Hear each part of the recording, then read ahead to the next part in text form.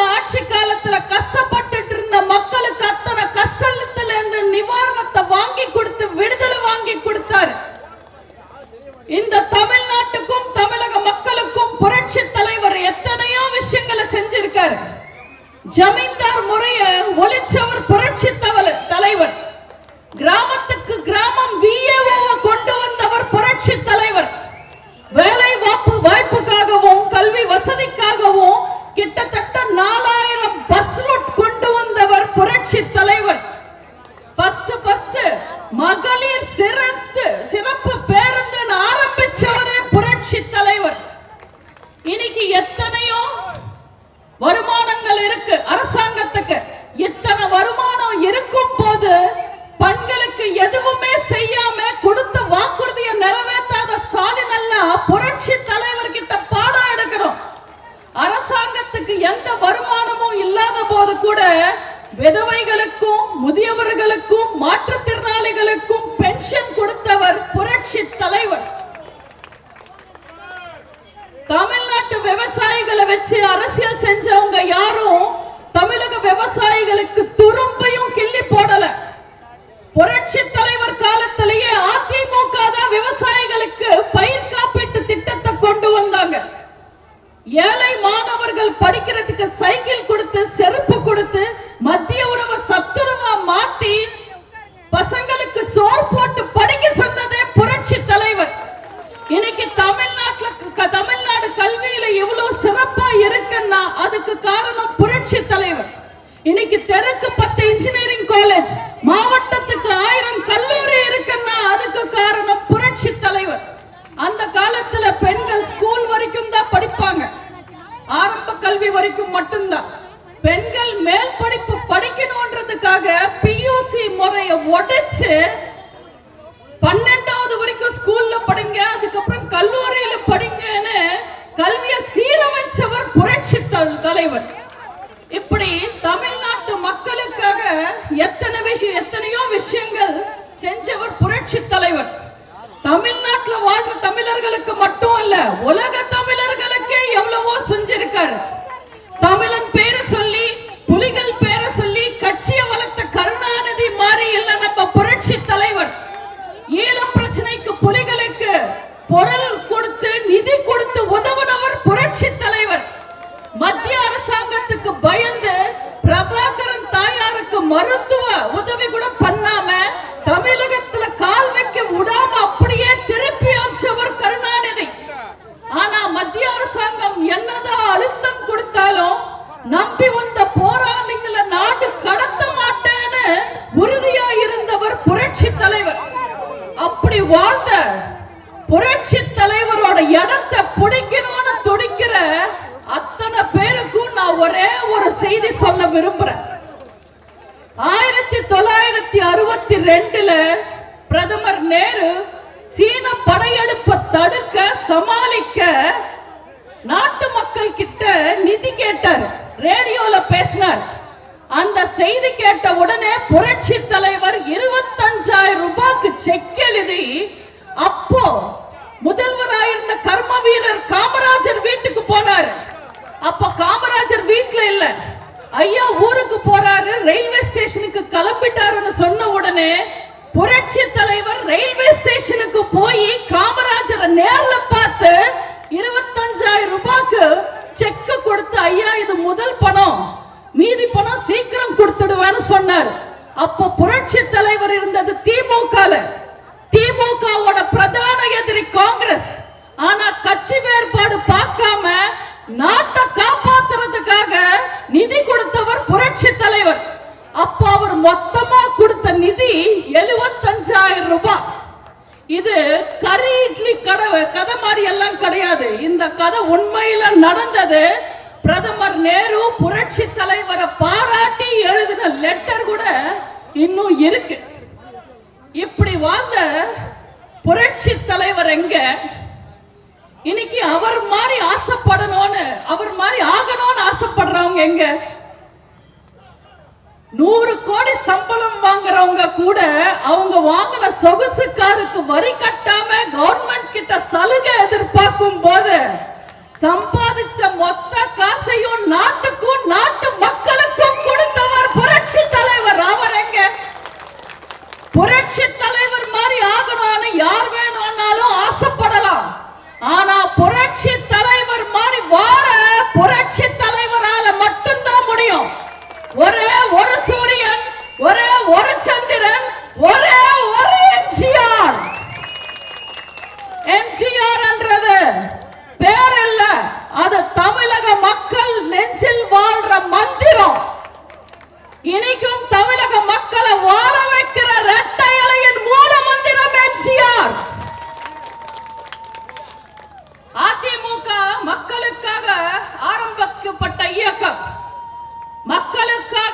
ஒவ்வொரு நொடியும் துடிச்சுக்கிட்டு இருக்கிற இயக்கம் இது மக்களுக்கெல்லாம் நல்லா தெரியும்.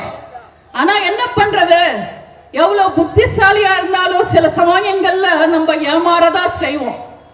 உங்க எல்லாருக்காகவும் கொற்ற மலையில எனக்காக இருந்ததுக்காக ஒரு குட்டி கதை சொல்ல விரும்புறேன்.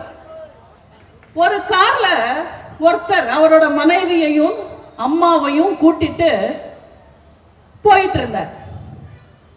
அந்த கார் போக போக பின்னாடியே போலீஸ் ஜீப் ஒண்ணு வந்தது. அந்த காரும் போய்கிட்டே இருக்கு, பின்னாடி அந்த போலீஸ் ஜீப் வந்துகிட்டே இருக்கு. கார் எங்கேயுமே நிக்கல, போயிட்டே இருந்தது. ஒரு கட்டத்துல போலீஸ் ஜீப் அந்த காரை ஓவர்டேக் பண்ணி முன்னாடி வந்து நிக்குது. இப்ப பயந்துகிட்டே அந்த கார் ஓட்டுனவர் நடுக்கிக்கிட்டே கீழே இறங்குனார். இப்ப போலீஸ் கிட்ட போய், சார் சார் நீங்க பயப்படாதீங்க, நீங்க ரொம்ப நல்லா வண்டி ஓட்டுறீங்க, எல்லா சிக்னல்லையும் நின்னீங்க, வேகமா வண்டி ஓட்டல, இண்டிகேட்டர் போட்டு வண்டியை திருப்புறீங்க, அதனால கரெக்டா வண்டி ஓட்டுறவங்களுக்கு நாங்க ஊக்கத்தொகை கொடுக்கணும்னு நினைக்கிறோம்னு ஒரு 10,000 ரூபாய் கொடுத்தாங்க. இப்ப சந்தோஷத்துல அந்த டிரைவர், ரொம்ப தேங்க்ஸுங்க, இதை வச்சு நான் லைசன்ஸ் எடுத்துடுறேன்னு. இப்ப போலீஸ்காரங்க ஷாக் ஆயிட்டாங்க. என்னது, லைசன்ஸ் இல்லாம ஓட்டுறியா, அது கேஸ் ஆச்சே அண்ணாங்க. உடனே பதட்டப்பட்டு அவரோட மனைவி இறங்கி வந்து, சார் சார் நீங்க ஒண்ணும் கண்டுக்காதீங்க, அவர் குடிச்ச போதையில ஏதோ உளறாருன்னு. என்னது, குடிச்சு வண்டி ஓட்டுறீங்களா, அதுவும் கேஸ் ஆச்சான்னு போலீஸ்காரங்க ஷாக் ஆனாங்க. இப்ப பின்னாடி சீட்ல உட்கார்ந்துகிட்டு இருக்கிற காது கேட்காத அவங்க அம்மா இறங்கி வந்து, டேய் முட்டாப்பையனே, அதுக்குதான் நான் சொன்னேன் திருடின வண்டியில குடும்பத்தோட வரக்கூடாதுன்னு. என்னங்க திருடிட்டு வந்தீங்களான்னு போலீஸ்காரங்க ஷாக் ஆகி மயங்கி விழுந்துட்டாங்க.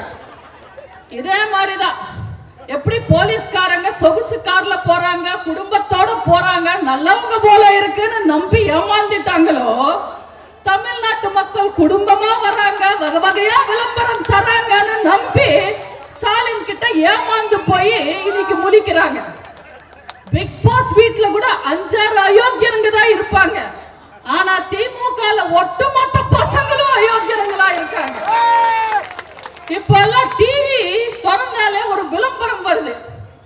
போதையின் பாதையில போகாதீங்க பிள்ளைகளே, தந்தையாக மன்றாடி கேட்டுக்கொள்கிறேன்னு விக்கு வச்சுக்கிட்டு ஓவர் ஆக்டிங் பண்றாரு.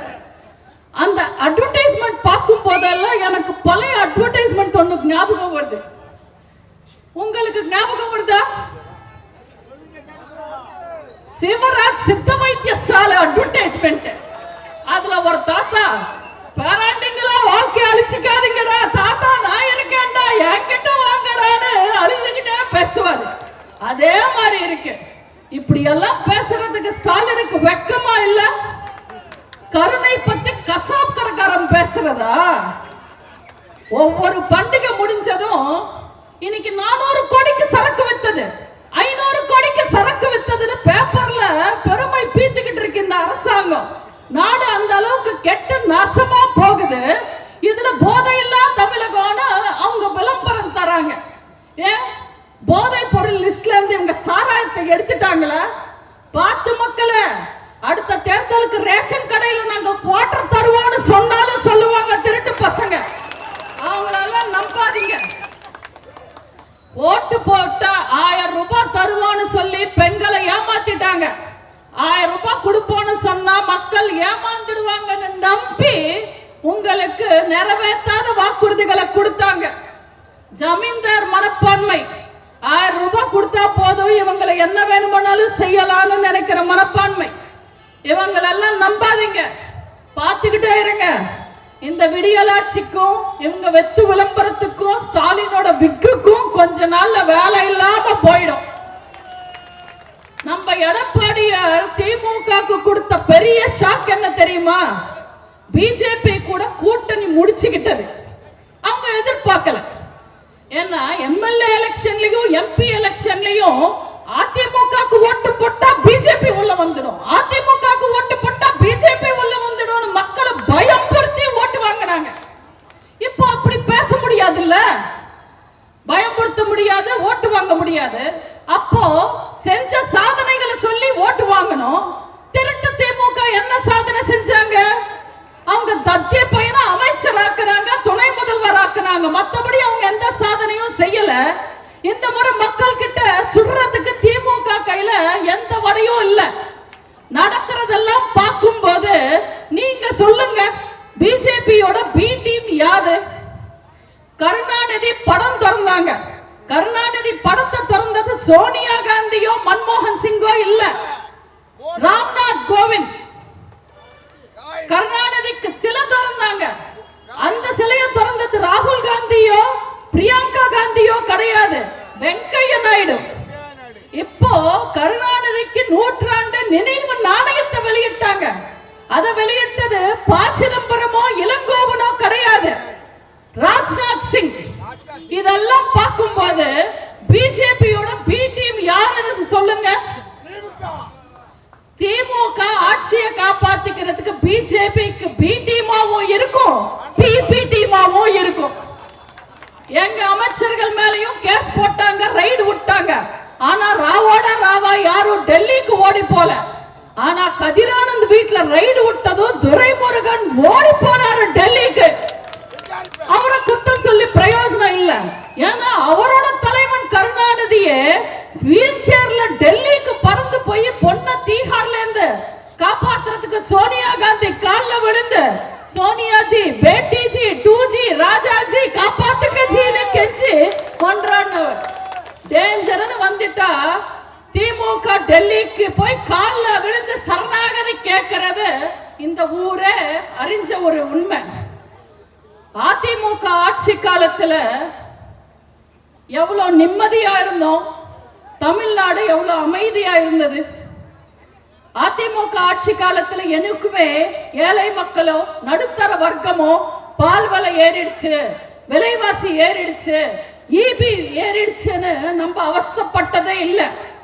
வசதின்றது கடன் மேல கடன் வாங்கி இஎம்ஐ கட்டி போன் வாங்குறதோ பைக் வாங்குறதோ கிடையாது. மாச கடைசியில கூட சொந்தக்காரங்க வந்தா, சனி ஞாயிறு வந்தா நல்ல நாள்ல கறி எடுத்து எல்லாருக்கும் சோறு போட்டு சந்தோஷப்படுறதுதான் வசதி. ஆனா தமிழ்நாட்டு மக்களை திமுக இன்னைக்கு அப்படி வச்சுக்கலையே. எல்லா பணத்தையும் சுரண்டி குடும்பத்துக்கு சொத்து சேர்த்து தமிழக மக்களை மட்டும் இலவசங்களுக்காக ஏங்க வைக்கிற நிலைமையில தானே வச்சுக்கிட்டு இருக்காங்க. இதெல்லாம் ஒரு ஆட்சியா?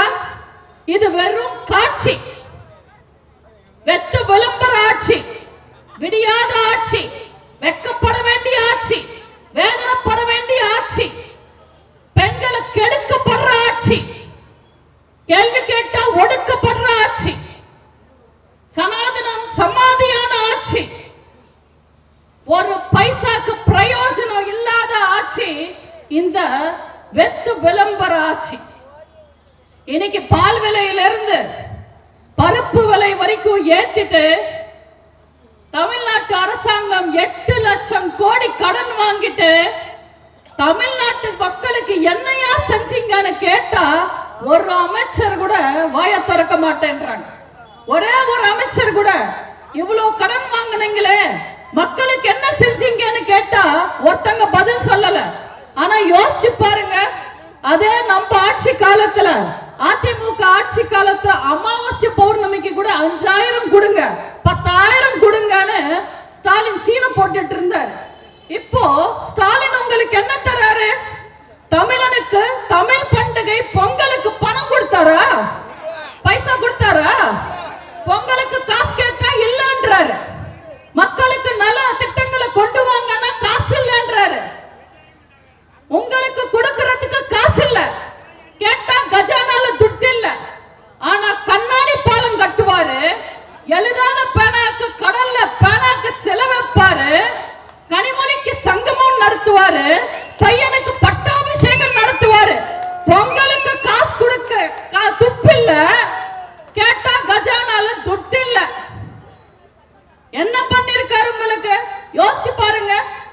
பையன் அப்பா பேர்ல காயின் விட்டாரு, அப்பா பேர்ல பார்க்கு திறந்தாரு, கள்ளச்சாராயம் குடிச்சவனுக்கும் காசு கொடுத்தாரு. ஆனா தமிழனுக்கு காசு கொடுக்க துப்பு இல்ல, கேட்டா கஜானால துட்டு இல்ல.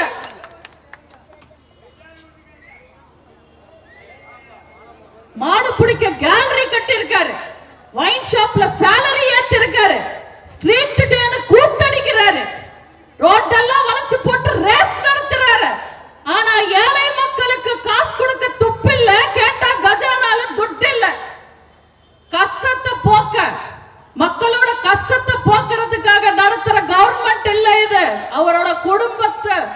ஆசைகளை தீர்க்க இஷ்டத்துக்கு நடத்துற கவர்மெண்ட் இது. அம்மா அண்ணா சும்மா இல்லடா, அவ போல யாரும் இல்லடான்னு ஒரு பாட்டு இருக்கு. அந்த வரிகள் நம்ம புரட்சி தலைவி அம்மா அவர்களுக்காகவே எழுதப்பட்ட வரிகள். கொஞ்சம் யோசிச்சு பாருங்க, அம்மாவோட ஆட்சி காலத்துல தமிழ்நாடு எப்படி இருந்தது? ஏழைகளுக்கு ஒரு கஷ்டம் வந்ததா? தமிழ்நாட்டு பெண்கள் மேல யாராவது கை வச்சிடுவாங்களா?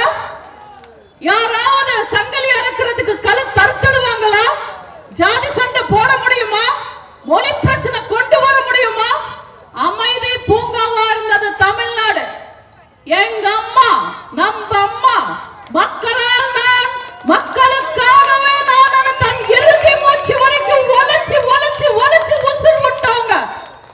அந்த அம்மாவோட ஆட்சி மீண்டும் தமிழ்நாட்டுல வந்தா மட்டும்தான் தமிழக மக்களை காப்பாற்றப்படுவாங்க.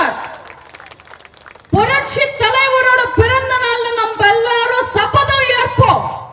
அம்மாவோட ஆட்சி, புரட்சி தலைவரோட நல்லாட்சி, அதிமுகவோட ஆட்சி, அண்ணன் கேடிஆர் தலைமையில நம்ம புரட்சி தமிழர் அண்ணன் எடப்பாடியார் முதல்வரா வந்து தமிழக மக்களை காப்பாற்றணும்னு நம்ம எல்லாரும் சபதம் ஏற்போம்.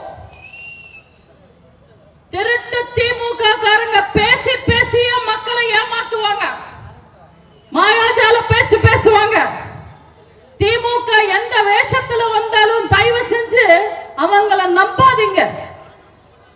நாடு எப்படி இருக்கு, நாட்டு மக்கள் எப்படி இருக்காங்கன்னு நீங்களே கொஞ்சம் யோசிச்சு பாருங்க.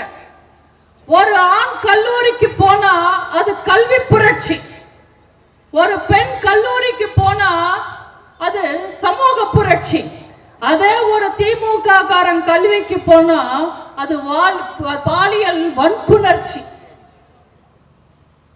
ரொம்ப ட்ரெண்டிங்கான ஒரு பாட்டு பார்த்த சமீபத்துல. யாரா அந்த பையனு கேட்டா நான் தான் அந்த பையன். அந்த பாட்டுல வர்ற மாதிரியே இன்னைக்கு தமிழ்நாட்டுல எங்க தப்பு நடந்தாலும், அட்டகாசங்கள் நடந்தாலும், அராஜகங்கள் நடந்தாலும் யாரா அந்த பையன் கேட்டா நான் தான் அந்த பையனு ஒரு திமுக காரன் வெளியில வந்து நிக்கிறான். கல்லூரியில பாலியல் வன்கொடுமையா, யாரா அந்த பையன் கேட்டா நான் தான் அந்த பையனு ஒரு திமுக காரன் வந்து நிக்கிறான். பிரியாணி கடையில ஓசி பிரியாணிக்கு சண்டையா, யாரா அந்த பையன் கேட்டா நான் தான் அந்த பையனு ஒரு திமுக காரன் வந்து நிக்கிறான்.